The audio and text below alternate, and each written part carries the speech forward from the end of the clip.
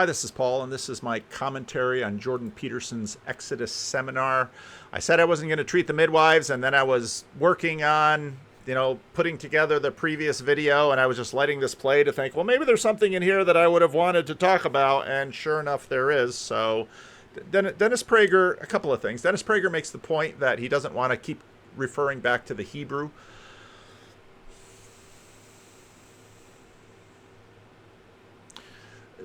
The question of knowledge of biblical languages is a complex one because in some ways none of us have access to this language because it's not actually the language we live in.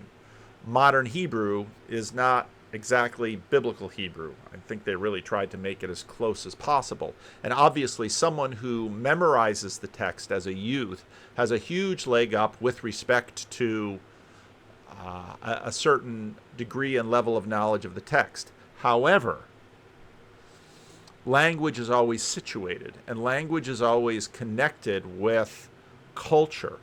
And we live in a very different culture from the culture out of which this language arose.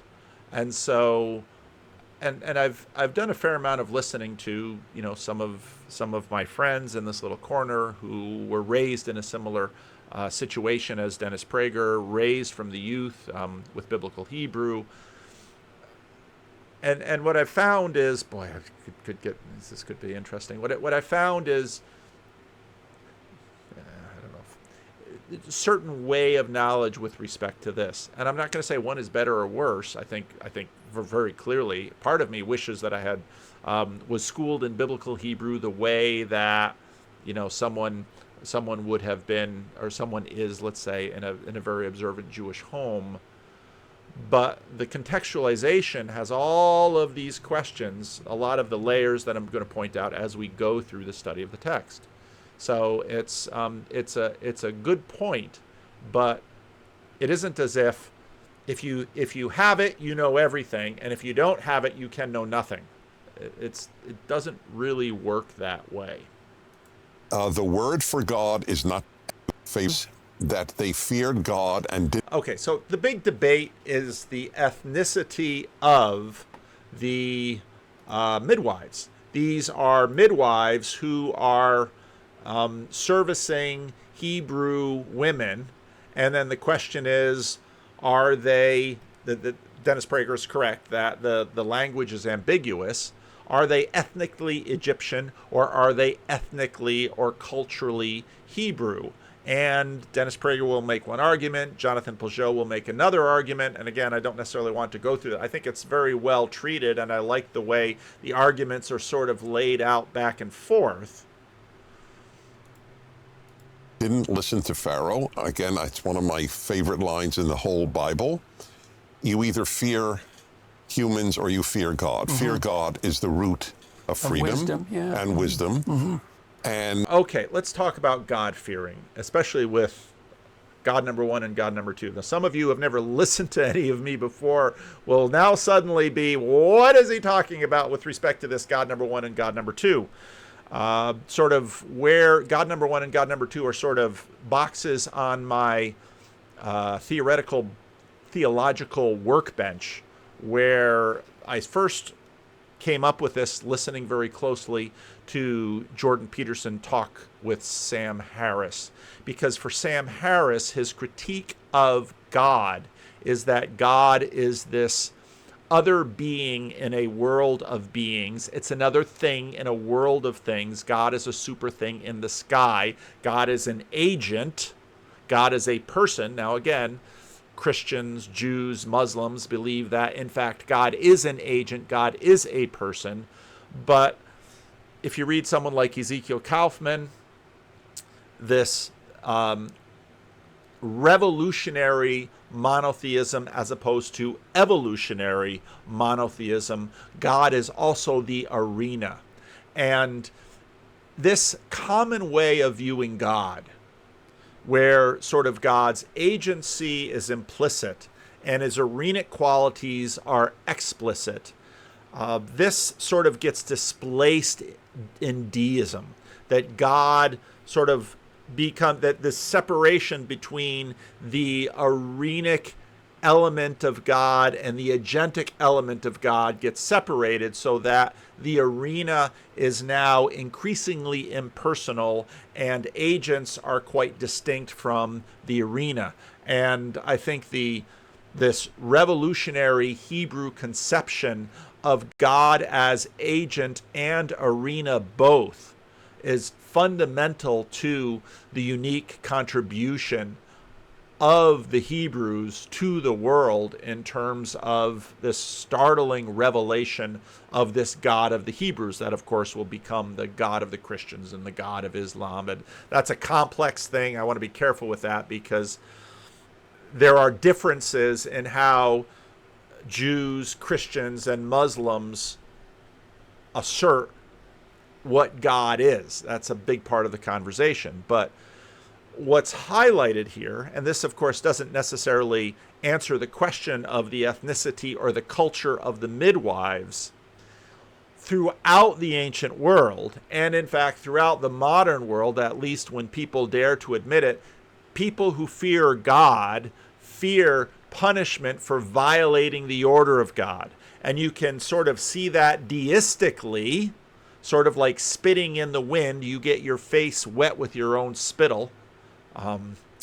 You're in that sense sort of defying God number one, the Arenic God. God number two, I mean, if God number two gets extremely agentic, then you have to sort of imagine this deist that turns this, like you think of like manipulation of something you might see in the movie, turns the spittle to smack the other person's face. And the nuances between this agentic and the arenic get very interesting when you look at people who wrestle with questions of the problem of evil. But again, we go back to the being is good, being is neutral, being is evil. If being is good and you do evil, there's going to be a price to pay. And again, Jordan Peterson sort of reinvigorates, and this I think in many ways leads to a degree of reenchantment, but we're going to have to talk a lot more about that as we go, probably not necessarily in the series, but in other videos. That seems to be where the conversation is turning. But one of the things that I noticed in Jordan Peterson, talking to Sam Harris, was that Jordan Peterson had a very vivid way of talking about God as arena. And it's exactly this way that leads some Christians to listen to Jordan and say, his ideas of God are deficient because it's not sufficiently agentic. But I think if you listen to Jordan enough, you'll hear that he also can use very agentic language with respect to God when he wants to. And this distinction between agent and arena is a very complex one. Let's say the father of a home, or the mother, we'll use a mother because the feminine is often very arenic. In that way, in a sense, because God in Genesis 1 makes them male and female, God has the Christian God, the God of the Bible, I'll say it that way because it sort of sidesteps this whole conversation between, Christian God, Jewish God, Islamic God. Let's just say the God of the Bible. And when I say the Bible, I mean both testaments, because I'm a Christian. So, but the God of the Bible is masculine and feminine because both masculine and feminine come from God. And in a sense, the arenic is very feminine. The agentic is very masculine in terms of feminine being space and masculine, feminine being ground and masculine being seed, feminine being womb, masculine being seed. So this fear of God is very common. It's very common because, well, if being is good, then suddenly anything that goes against being, and this, of course, those of you who are big fans of the two little words put together in modernity, natural law. You don't find those words in the Bible, by the way. But very much God number one and natural law and general revelation are all very closely tied together. And even Mother Nature in that sense. It's interesting that it's Mother Nature. Again, it's very arenic. So fearing God means in some ways well, don't spit in the wind. You can think about, Jim Croce's song, Big, Jim, you don't mess around with Jim. Well, you don't spit into the wind, you don't pull on Superman's cape. Now, those are all fairly agentic, but they fear God because, drowning baby boys, no matter what sort of, whether let's say you have an Egyptian Book of the Dead type imagination of what the final judgment is, or something a little bit more Book of Revelation where you have a throne and him on the throne and who is the judge. Well, don't drown baby boys. It isn't going to go well for you. And people all over, sort of regardless of how they instantiate and how the specifics of their formation stories will be, it's an extremely low resolution of good and evil, and do good, not evil, because if you do evil, there'll be a price to pay. And of course, that's a huge point that Jordan keeps making, and that's why Jordan, in many ways, and the contribution that he's making is very much God number one. And the word for God is not Jehovah or Yahweh, it's Elohim. So when Jews fear God, it's generally fear Yahweh. See? I'm kind of surprised he's saying that word. I prefer just to say the Lord. Because that word and how to pronounce that word, Hashem, is very contested, so I prefer just to say the Lord. So yes, the Lord in that way is sort of much more God number two-ish, and Elohim is very much God number one-ish, but of course the Lord is God. Hashem is Elohim. That's the point. And in this case, it's fear Elohim, the universal word for God, and I am convinced that they are Egyptians. Mm-hmm. Mm-hmm. Oh, and now we get a commercial, which is a good reason to have Daily Wire Plus, because then you don't get the commercials.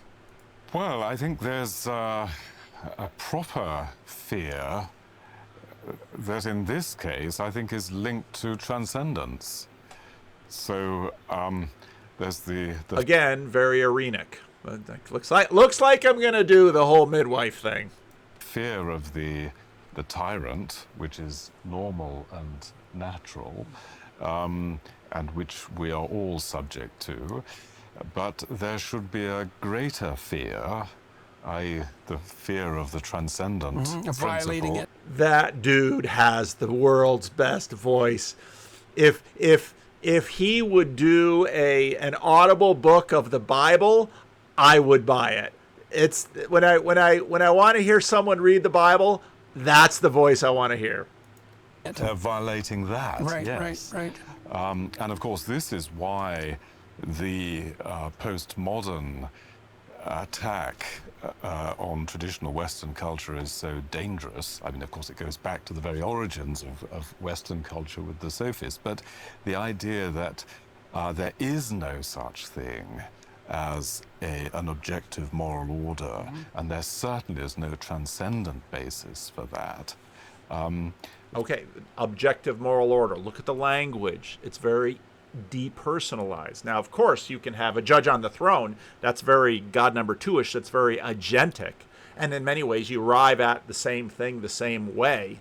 And so what you see in sort of the re-enchanted evangelical crunchy Christian is that you can say it, I'm going to someday stand and give an account. And there is a way in which the Arenic order itself is insufficient, because it's the agent who can actually be the better judge, because the agent can continue to go down into the nuance and the particularity and can continue to heighten the resolution and continue to make judgments. And that's, of course, why God is a judge. And when I say that's number two, God is a judge.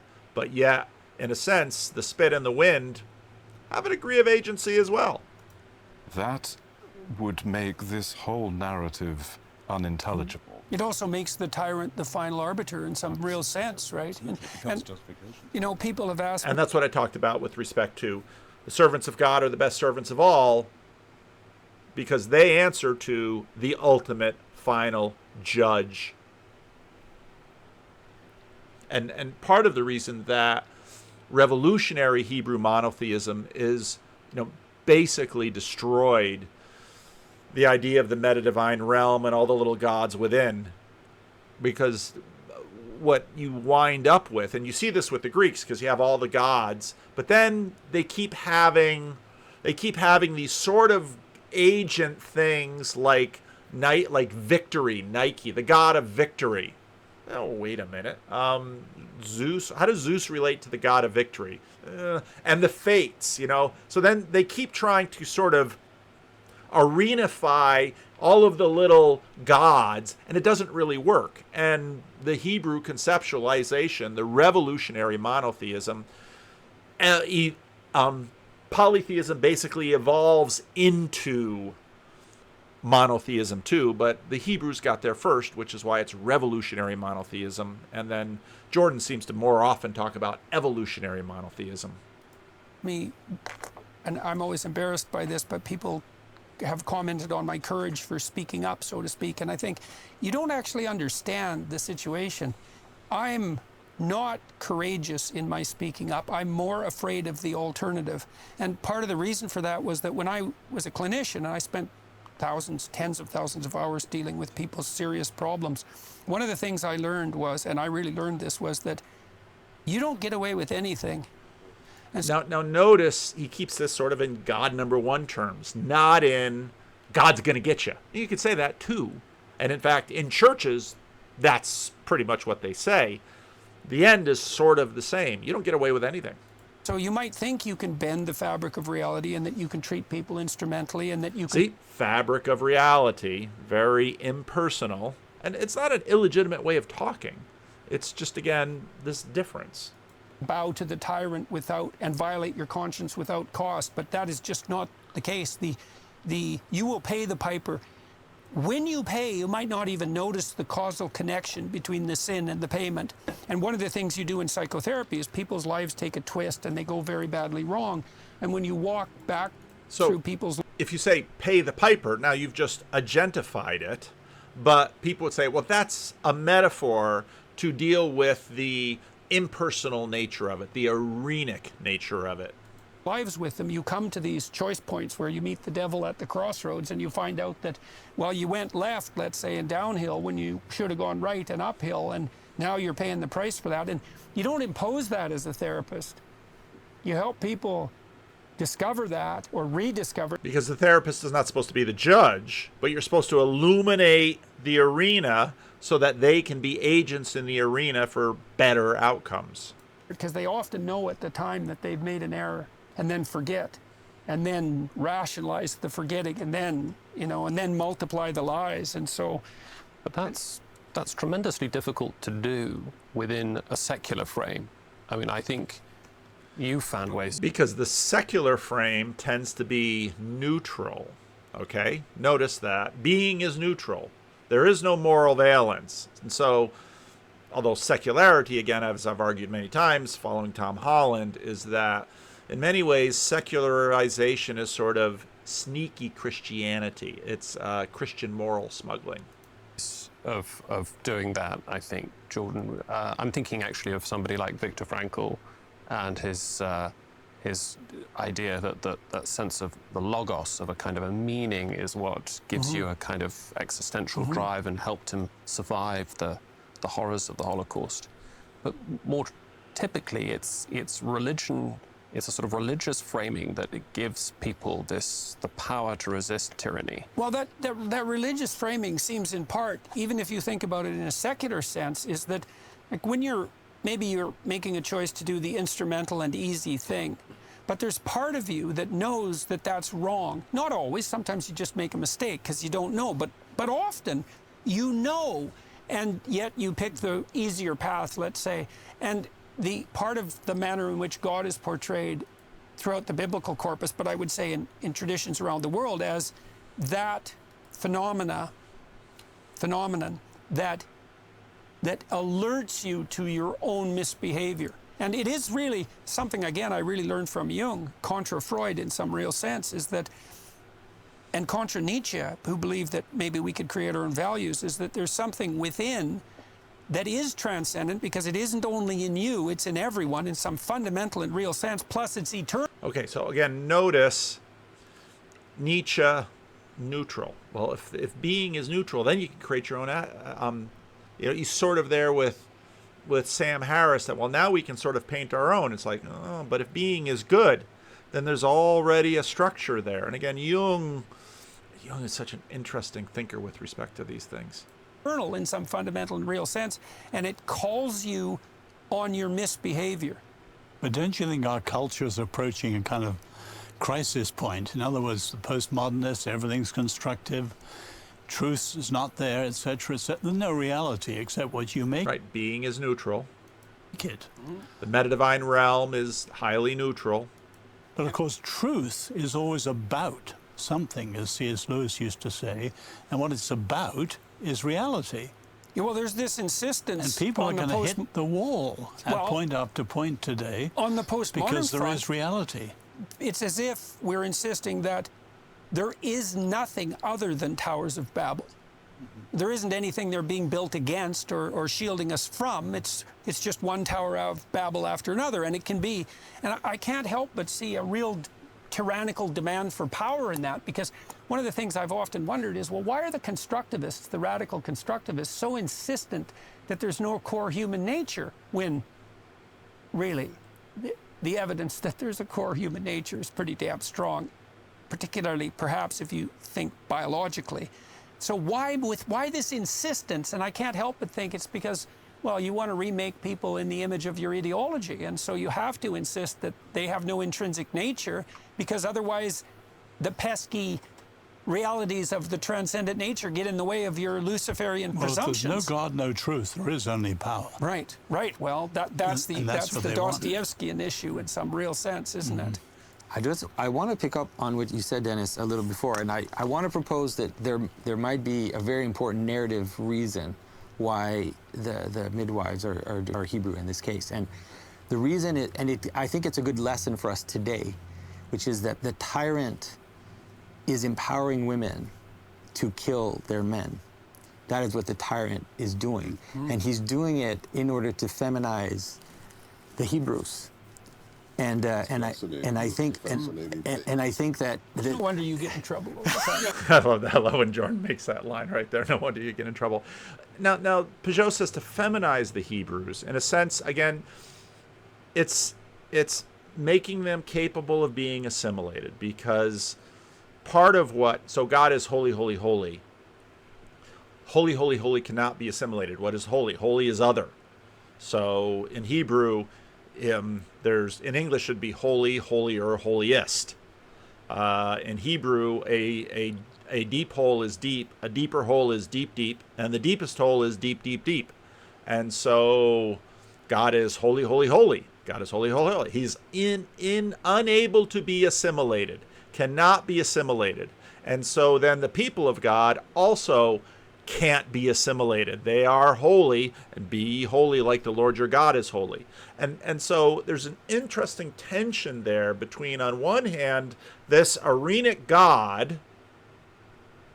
Would you think, well, that's sort of a pantheism where that God is everywhere, but he's also holy, holy, holy. How can those two things be at the same time? And I love that little moment in Jordan's conversation with Bill Maher, where Bill Maher is like, he's hearing the Jonah story, and he's just glimpsing a little bit of the wisdom of it, and he's like, well, they couldn't have thought about that. And Jordan says, no, it's implicit.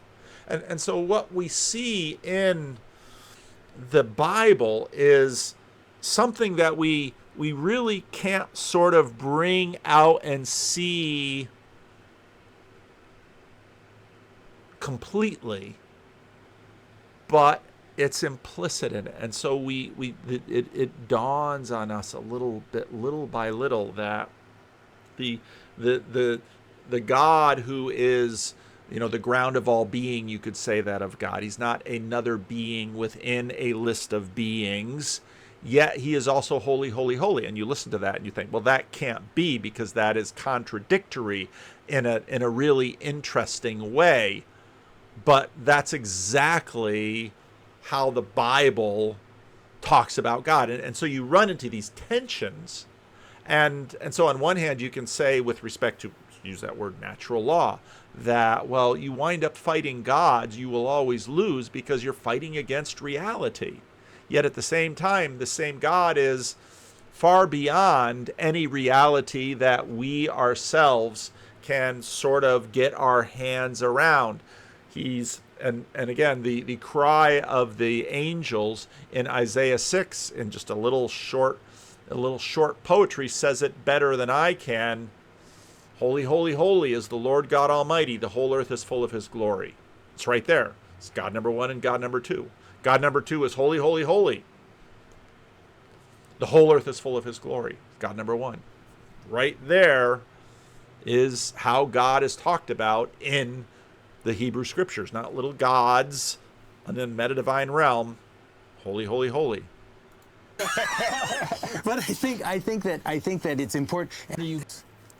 And I think that No wonder you get in trouble all the time. but I think that it's important, and the reason why they won't do it is because they fear God, is because they're able to see beyond the power that the Pharaoh is handing them at this moment. And I think that when we think that and that gets into this tradition that I spoke about in the previous video, that the servants of the true God are the best possible servants of any master, yet they will defy the master on some pieces, and even in their defying the master, they show themselves to be better than all the sycophants. couldn't happen like in a people. It's like, look around you. We're seeing it happen Well, before it's our so very interesting eyes. because it also implies that, well, it's in the best interest of the tyrant to dispense with those figures who might pose a threat to the tyranny. That's right. And those would be tough men. That'd be the Right. man. Right, because they're the ones who keep the That's real such an tyrants at bay. intelligent point. Not only tough men, but brave, God-fearing midwives.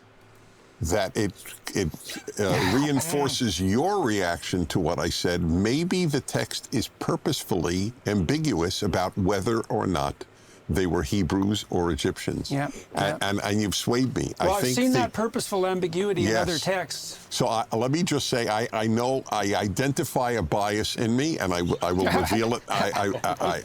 I'm very, I hope, self-aware. Good, so the first learning episode has actually occurred. Yeah, right, exactly. Great. The Torah goes out of its way, this is one of the fundamental beliefs of my life, to portray non-Jews positively and Jews negatively. And again, he's absolutely right, and he makes this point repeatedly, and it's a point that needs to be repeated again and again, especially in our current culture where, well, everything is about power, and so this book was written by Hebrews in order to privilege the Hebrews.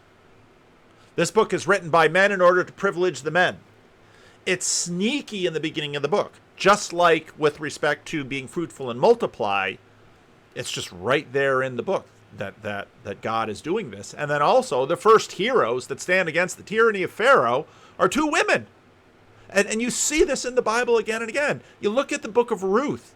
The men are useless. The only decent man is Boaz, and he's having to take all his cues from Ruth in many respects. And so, and Dennis Prager hits this exactly right. One of the Right, reasons right. I believe it's a divine author, if Jews had made up the Torah, they would have come across much more positively. They come across as awful, Right. as a general rule. And non-Jews from... So it's anti-propaganda. Anti-propaganda, certainly. Noah is a non-Jew. Of course, there were no Jews at that time. But Moses' father-in-law, who is the great advisor to Moses, is a Midianite priest.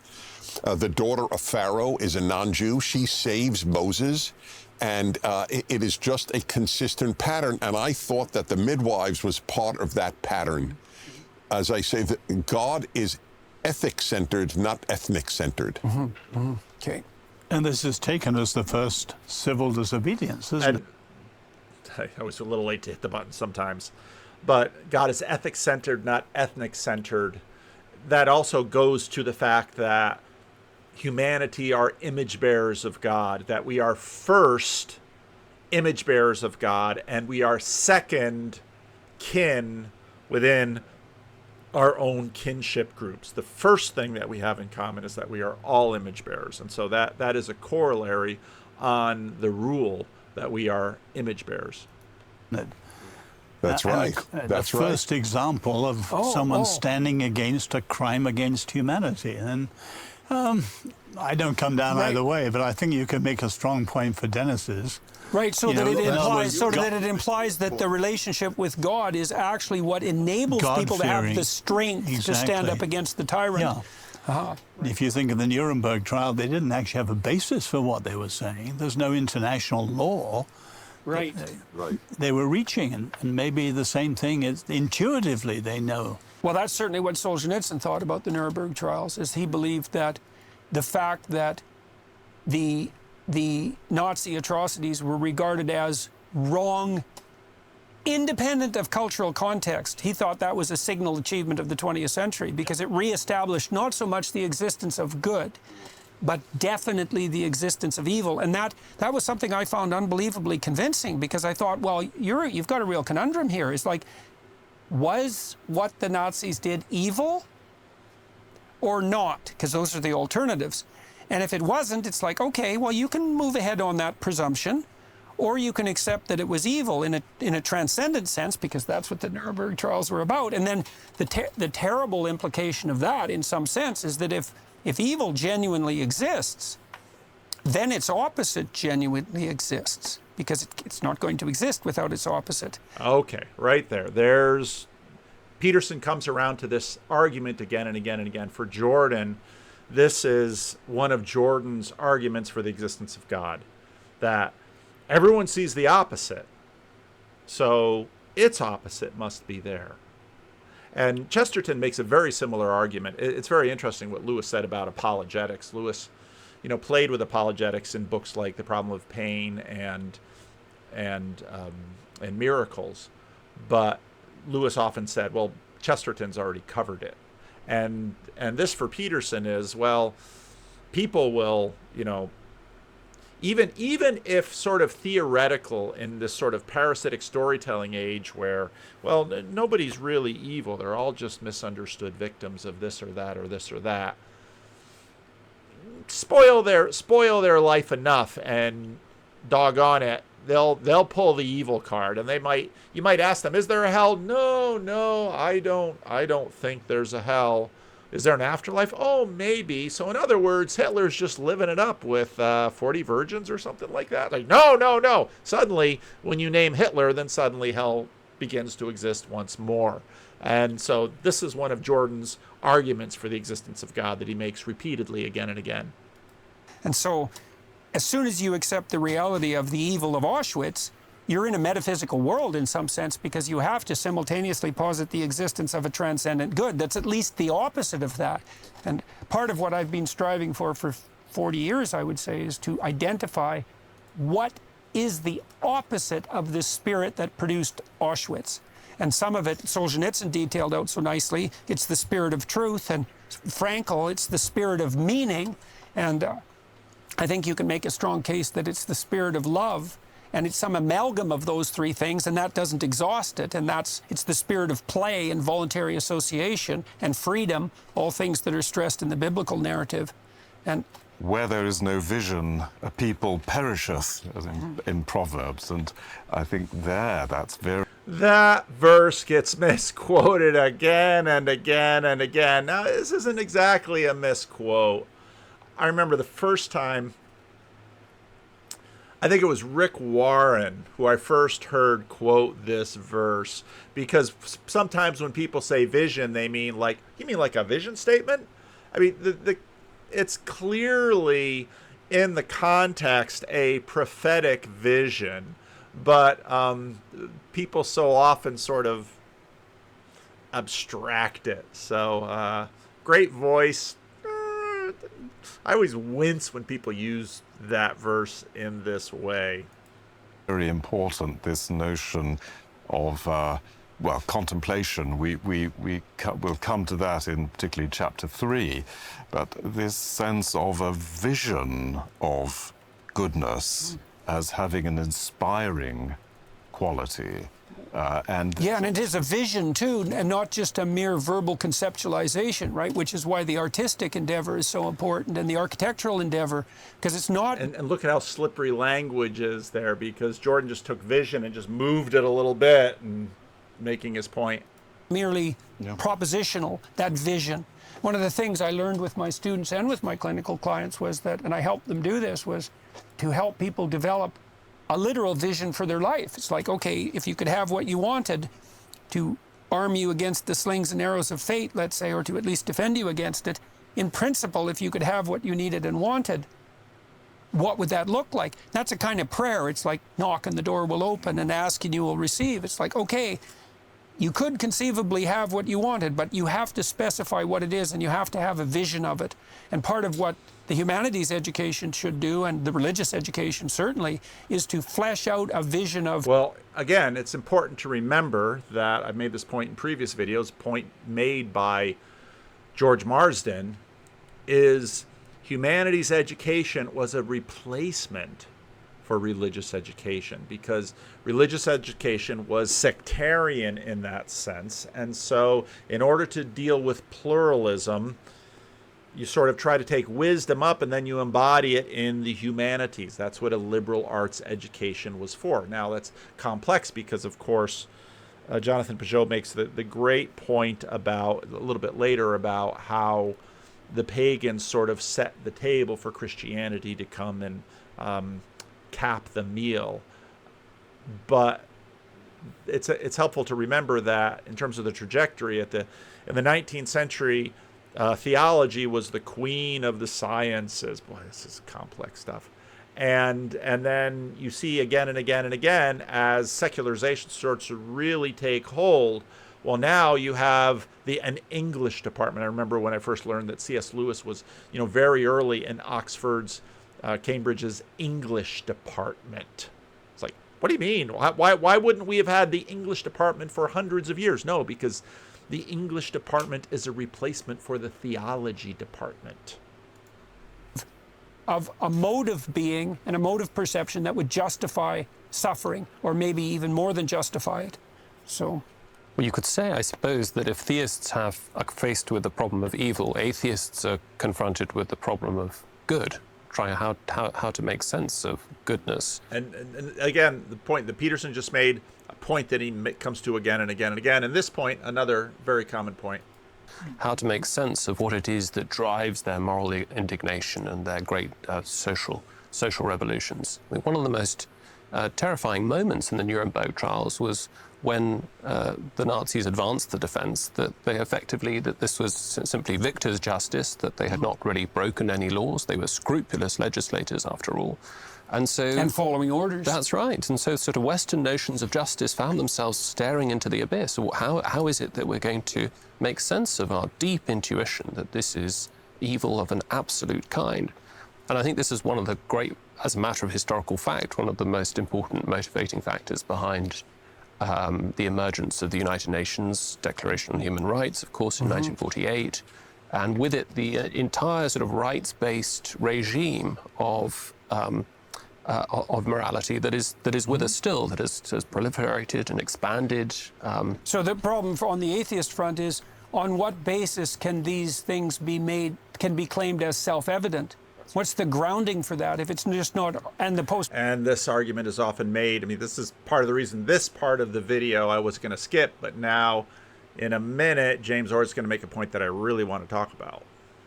Modern critique of that in some sense is that, well, all that nonsense talk about rights and freedoms is just instrumental camouflage, hiding a more fundamental will to power and desire to oppress. Right. And the worry is that the only answer available in a purely sort of secular framework would be because this document tells us that this is wrong, or this document tells us that this is right. Right, so that becomes part of the social contract, and in which case the problem emerges immediately again. It's, well, that's just That's an arbitrary right. social So the contract. solution effectively carries within it this I couldn't get my mouse over there. Yeah, arbitrary. That's right. Oh, so this is arbitrary. Again, back to neutral. Being is neutral. And so all of this logos is something we are projecting onto the world. It isn't actually out there, but that raises, again, the point that John Vermakey makes, is that if science, beneath the assertion that rationality in science works, is the assertion that we are actually in contact with something real. And the Darwinian argument, basically, that no, it is only instrumental. What we are doing is, well, we're not actually in contact with anything real underneath. There is no logos. There is no through line. the sort of replicates the very problem that it was trying to solve. That's partly why I'm often interested in talking to biologists. You know, I've talked to Frans de Waal most recently, and he's a primatologist who's worked on elucidating the principles by which chimpanzees organize their social hierarchies. And the Marxist, really, and classic biological take on that for simple-minded biologists is that the chimps use will to power, right? The alpha chimp is the most powerful, most dominant, meanest, roughest, boxer, oppressor. And de Waal's work, conducted over about 30 years, has showed that that's not just wrong, it's anti-true in some sense. So it's exactly the opposite of the reality. Now and then you can get a chimp who rules by power, but it destabilizes the troop emotionally and socially, and his reign tends to be short, brutal, and meet an extremely violent and murderous end. It's not an effective strategy, and what de Waal has shown that is to stabilize the iterative interactions within a troop. The alpha male, who sometimes can be the smallest male in the troop, has to be more reciprocal than any other individual in the troop. And so the basis of chimpanzee power is peacemaking, reciprocity, and stable long-term social relations between males and between the more authoritative males and females. Okay, now James, I was about to make a point. What Jordan just did there is one of the standard things that Jordan does. And how this functions is giving credibility to the Bible, ironically sort of against sort of 19th century Darwinianism that gave us through social Darwinism, survival of the fittest, and all of these ideas, and eugenics and all of these ideas. And so the point that Jordan just makes, and the way he holds it, and the reason he holds it, is that, well, this is validation of the Bible, and so the Bible is credible because it got there first. But there's a bitter pill with this argument that James Orr, you can look at his face right there. There's a bitter pill with this argument that James Orr knows that lurks beneath a lot of theologians. When we hear this argument, we say, yeah, because in some ways it begins to, well, I don't know that it undermines, but what you see then is not only, let's say, the Bible validation of this, but Jesus, because of course, and this is where I get into interesting conversations with certain people, what Jesus does in the gospel is notice that he's a different kind of Messiah, because in many ways all the other Messiahs are like, including in some ways David and the Maccabees, well, they're the most brutal chimp and they wind up on top. Does Jesus wind up on top? Yes, he winds up on top through death, resurrection, and ascension. And so, well, let's get to James Orr because he's about to voice his anxiety. This was one of the points I very much did want to make on this part. But does that allow us to use the language, does that analysis allow us to use the language of good, or rather, are we only licensed by de Waal's analysis to speak of adaptive value, reproductive fitness? Well, I'm kind of... And so right there, he says, okay, we said some pretty rough things about instrumentality a little bit before with respect to the slaves. Is this argument basically that this sort of reciprocity that we see in the truest alpha males, not the brutal thugs, but the ones who can actually negotiate and practice reciprocity and all of that, are we saying that then there is no such thing as good? All there is adaptability?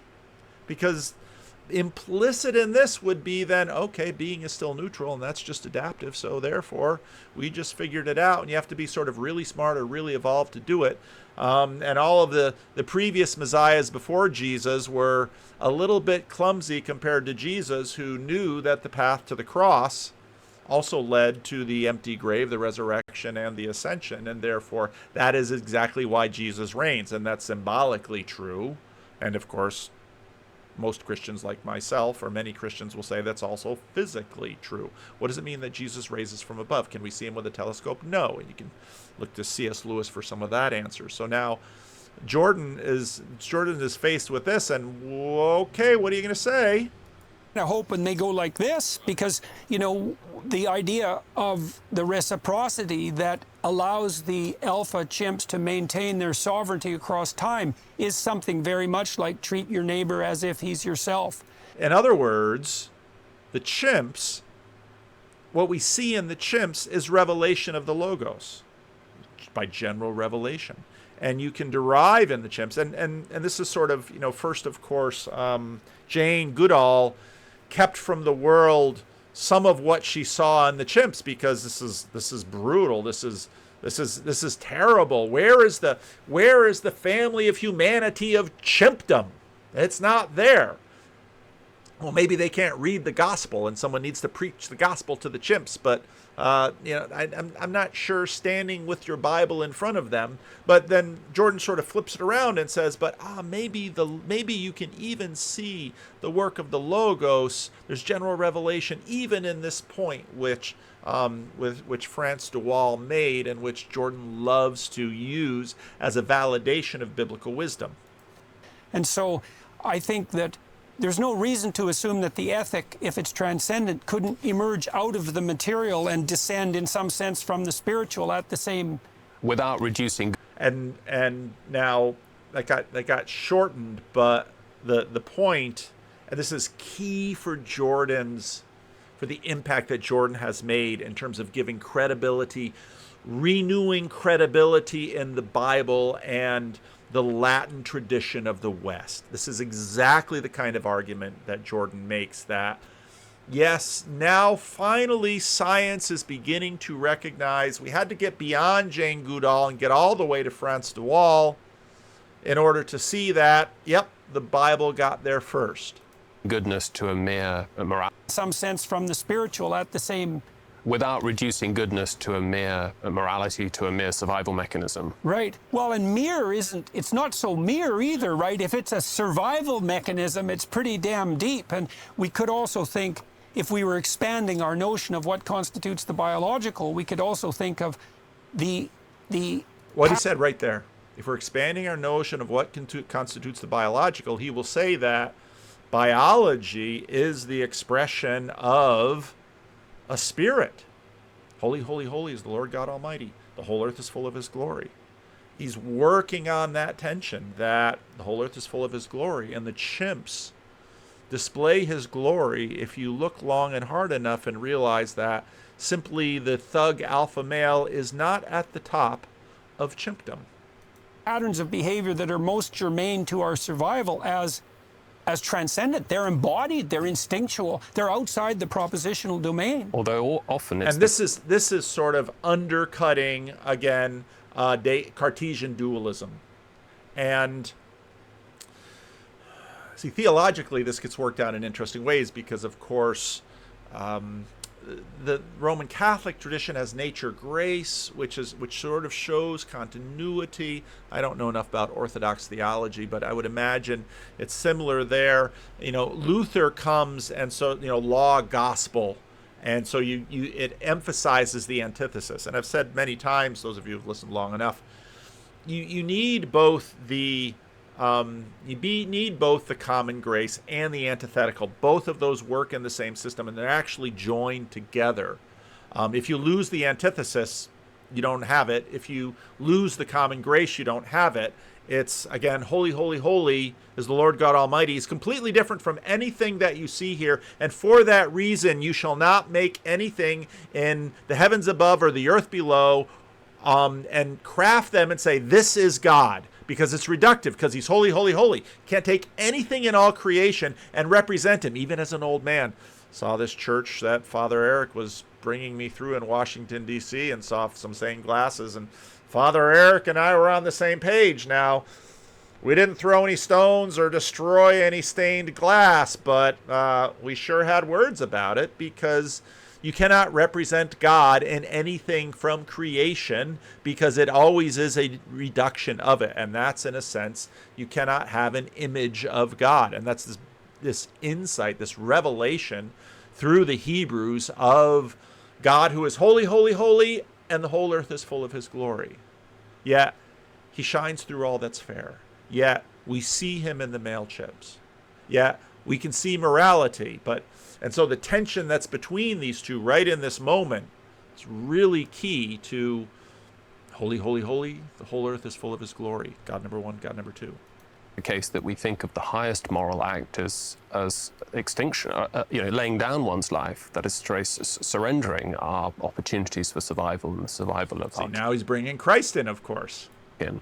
Yeah, well, right. So there are definitely times where mere proximal survival seems to contradict an even deeper instinct. I mean, I would say that the willingness of, it's tricky, right? Because my wife was talking to, I think, Janice V. Mingle recently about the behavior of men when the Titanic was sinking, and many men sacrificed themselves to save the women and the children. And in a sense, that violates the purely biological impetus for self-preservation, let's say. But if it's serving a higher order ethical precept that is even more fundamentally related to survival across time, then maybe the contradiction could be ironed out.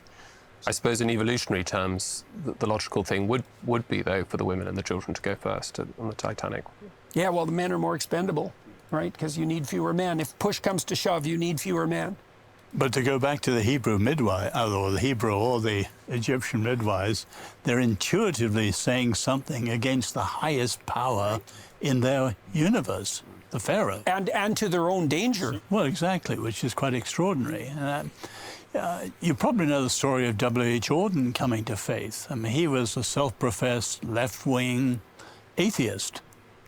And early in World War II, coming to take refuge in New York, he would follow the documentaries, weekly television, and one weekend he went in to see the documentary on the siege of Poland, and Nazi stormtroopers bayoneting women and children. And it was in the Upper East Side. A lot of Germans, America hadn't declared war. The German audience cried out, kill them, egging on their own countrymen. America was neutral. And Auden sat there in 5 minutes. It's a great story, even just for the fact that people don't know any history. They really don't. Dennis Prager's point about that people forget their history. This wasn't unusual. This is how people were deeply tribal. Minutes, he says, I can't say this is absolutely wrong. There are no absolutes. That's old-fashioned whatevers believe that. But then he said, I had to say there was an absolute if this was absolutely wrong.